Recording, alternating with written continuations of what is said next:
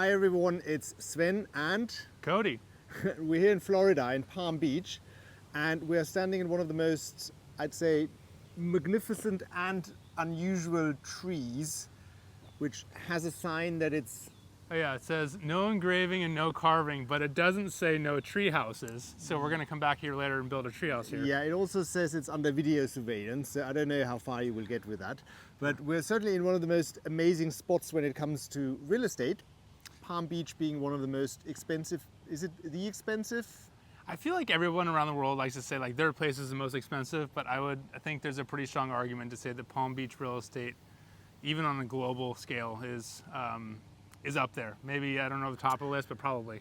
See, and I'd actually dispute that because, Okay. So the apartment I'm staying in, which is the apartment of a friend, he told me what it's worth, and I would say, compared to many other places, what you get for your money is actually extremely good value right now. I mean, Trump's Mar-a-Lago is only what, 28 million bucks?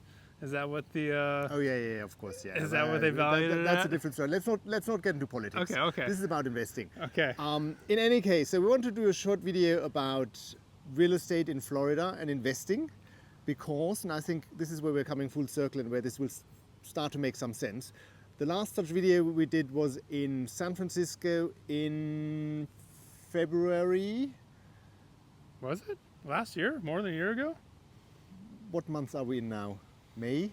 May. Yeah, no, it was in Okay. It was in February. Oh, of this year. This year, yeah. Okay. Yeah, absolutely. And we basically discussed how San Francisco real estate is extraordinarily undervalued. Oh yeah.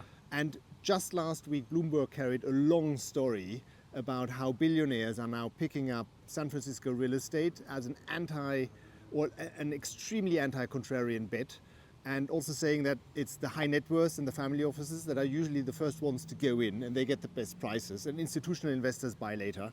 Yeah, and for anybody who's been to San Francisco, I would say it's one of those cities you know is going to come back. It's beautiful. It's on the water. It's only a matter of time. So, you know, the people that can afford risk, literally afford risk, or at least aren't afraid to go against the grain, might be a good buy right now. Yeah, and I'm interested in Florida because it's getting a lot of negative press right now about Florida real estate is going down, and there's this crisis caused by a combination of insurance costs are going up because of hurricanes and because of that building collapse in Miami, and there are all sorts of structural questions relating to Florida real estate, etc., etc. So it's getting a lot of bad press, but I'm old enough to remember in 1990 when I was in high school in New Jersey, Florida real estate was as out as it could have been out. Yep. And that was really a time to pile in. Well, I think Florida historically has been a boom and bust real estate market, and I think, you know, historically the booms and busts have been much more dramatic than, oh, look at that. Hey there. Yeah. And locals are very friendly. Yeah. Oh, they're on their some look sort at of them. party here. So Have fun, Yeah. girls. yeah, Florida's had historical big booms and busts, but I think it's definitely expensive here right now. Will there be a bust? Maybe not a bust like we've seen in the past, but certainly a cooling off, or at least a pausing of the extraordinary gains that this area has seen. We're talking real estate that has literally doubled and tripled since the pandemic, and that equates to a lot of these homes around here being literally $100, $200 million. Yeah, So, and we're just getting up to a very interesting one, which is Yeah. much more affordable, but historically interesting.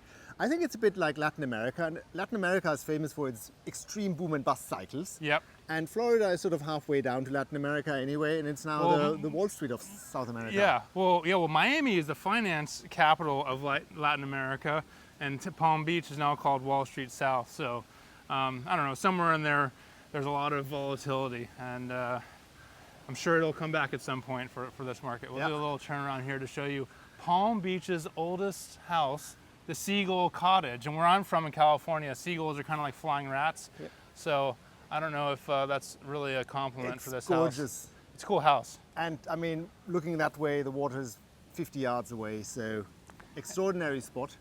And then we're heading over here to Henry Flagler's museum.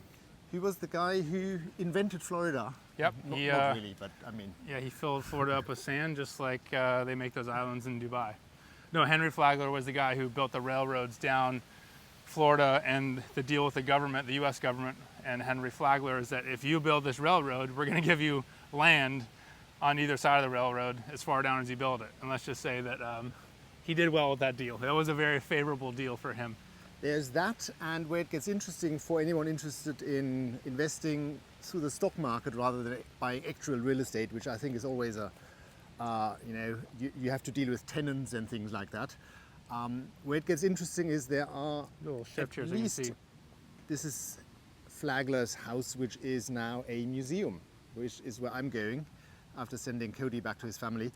And there are two companies listed on the stock market, which is Alico, which is the remnant of an old railroad company, and they inherited the land from the railroad company back in the days when you could get literally hundreds of thousands of acres for nothing if you promised to develop it, which basically meant draining it, getting the alligators out, and filling it with sand and stuff like that. Which, by the way, back then, I mean, it sounds very enticing now, but I bet back then that was hard. I bet that was terrifying. You had the mosquitoes down here, the gators, every single miserable thing you can think of, and no air conditioning. Remember that? And what few people would even think possible, I guess, is that what is now South Beach in Miami, which obviously looks like it's a wonderful beach and it's all developed, they had a rattlesnake infestation that was so bad that this was one of the most difficult places to clear out because you were up against all sorts of things.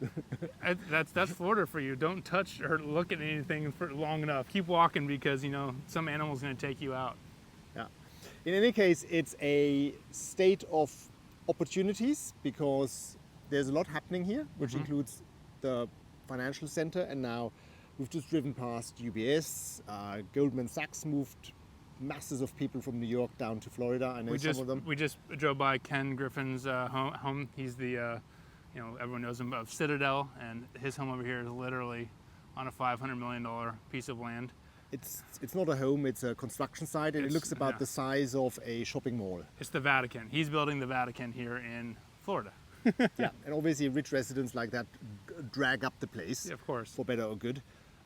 So it's a very exciting place. I'd say don't trust the headlines. Come here first because it's extraordinarily nice to visit. I come here twice a year at least. Yeah, I was going to say you're a frequent visitor now. It's just outstanding. It's absolutely gorgeous, and I think it is good value.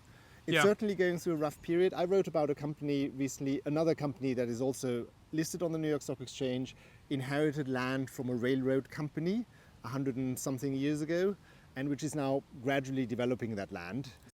Yep. Shouldn't have said that name, but anyway. I'm going to bleep it out.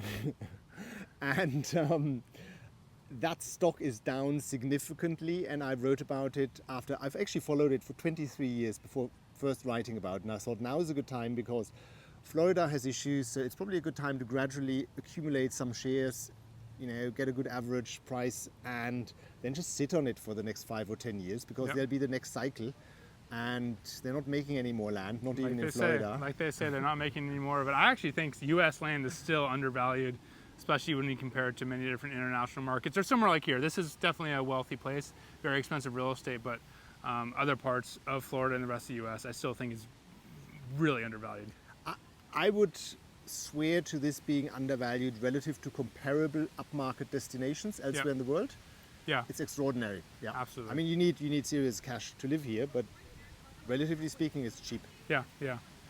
That's certainly compared to a London, Hong Kong, or wherever. But who knows? I don't know what's going to happen for this area, but there's definitely been a concentration of power here for obvious reasons. But the trend has been going this way for quite some time, as New Yorkers and New Jerseyans and people from Chicago can afford to move down here. There she is again. We've got groupies. Yeah, that's another hazard down here. I can't say the true name of that demographic, but many of them down here. So be careful about those, walker buyers. Absolutely, and I think we've probably given away enough now to hopefully entice people to, first of all, read more about Florida, and Absolutely. that should send them to both your blog and my blog. Yeah, well, they should go to your article that you wrote about with the company name that I wasn't supposed to mention, but I'm going to bleep out. and they can read that article to discover how to invest in Florida land. That's a good suggestion, and then that's the first step, and then the second step is to go to your YouTube channel, Yeah. where you do a podcast called The Adventure Capitalists. Thank you together for with Austin, giving me a little. because you provide context and context when it comes to where is America and where is it heading. Yep. And there's so much insanity out there, and he's one of the voices of reason, and he's on the ground, so follow Cody. Thanks, man. And that will help you make some sense of what's happening down here. All right, guys. See ya. See ya.